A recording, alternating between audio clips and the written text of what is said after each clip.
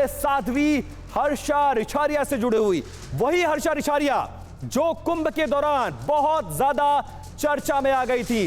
हर्षा रिछारिया एक बार फिर से पलटती हुई नजर आ रही हैं। 7 दिन पहले उन्होंने कहा था कि संत मार्ग को छोड़कर वो एक बार फिर से मॉडलिंग में लौटेंगी, और अब संगम में स्नान करके कहा कि सनातन का मार्ग ही सही है। कि देखिए वो वीडियो हम आपको दिखा रहे हैं जब वो तीसरी बार पलटी हैं।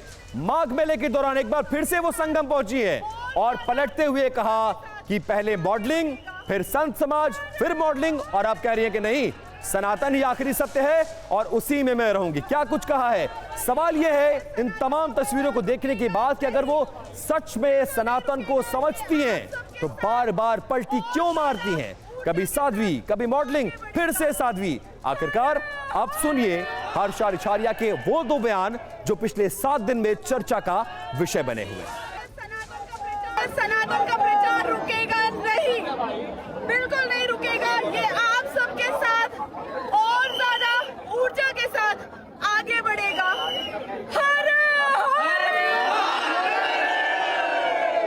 जो धर्म पे चलने का संकल्प मैंने लिया था, उस संकल्प को मैं पूर्णतः विराम दूंगी और वापस अपना पुराना काम करूंगी, जिसमें ना ही कोई विरोध था, ना ही कोई चरित्र हनन जैसा काम था और ना ही उधारी थी। मेरा इस धर्म से जाना सिर्फ जाना नहीं होगा, एक विद्रोही मानसिकता लेकर जाना होगा। जय श्री राम।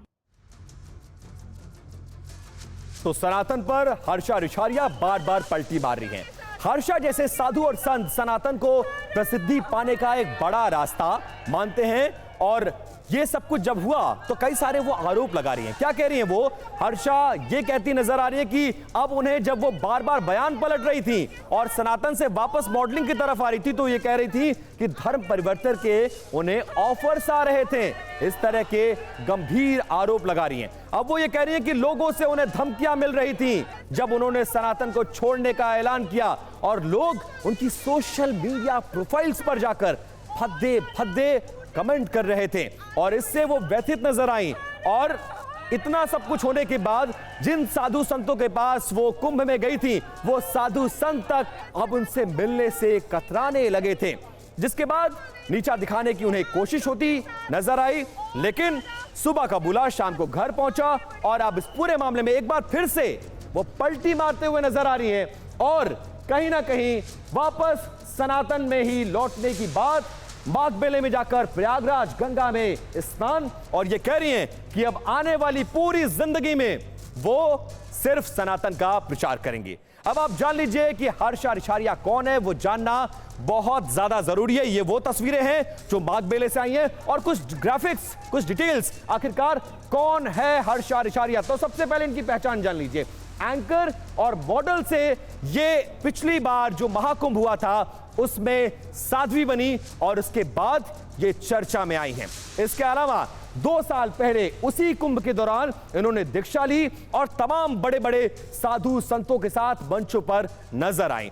स्वामी कैलाशानंद, बेहद हाई प्रोफाइल संत, उनसे इन्होंने दीक्षा ली थी और उनके साथ उनके रथ पर सवार होकर ये नजर आई थी कुंभ के दौरान। अब देखिए कितनी फेमस हैं, ये जानना बहुत ज्यादा जरूरी है। इंस्टाग्राम पर 18 लाख से ज्यादा उनके फॉलोअर्स हैं, जो उनकी ताकत है, और 30 साल की उम्र तक इन्होंने बीबीए की पढ़ाई की थी। अब देखिए कैसे सुर्खियों में आई, ये जानना बहुत ज्यादा जरूरी है, जिसका हम जिक्र कर रहे थे।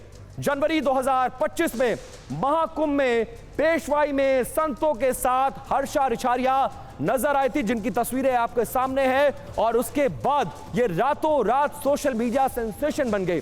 निरंजनी अखाड़े की पेशवाई में रथ पर हर्षा रिछारिया बैठी हुई नजर आई थी, और लगातार उनके फॉलोअर्स बढ़ते गए। शांभवी पीठाधीश्वर ने हर्षा के साथ रथ पर बैठने पर उन्होंने आपत्ति जताई कि इस तरह के मॉडल्स को रातों रात आप साध्वी नहीं बना सकते हैं, और आनंद स्वरूप महाराज ने इस पूरे मामले में धर्म के गलत चित्रण का आरोप भी लगाया था। यानी सुर्खियों में तो थी वो, लेकिन कहीं ना कहीं वो उन पर आरोप भी लगे। मॉडलिंग और एंकरिंग की तस्वीरों पर भी कई सारे सवाल खड़े किए गए कि कल तक जो मॉडलिंग कर रहा था वो रातों रात साध्वी कैसे बन सकता है, इसको लेकर भी सवाल खड़े किए गए थे। और अब एक बार फिर से हर्षा रिछारिया सुर्खियों में है।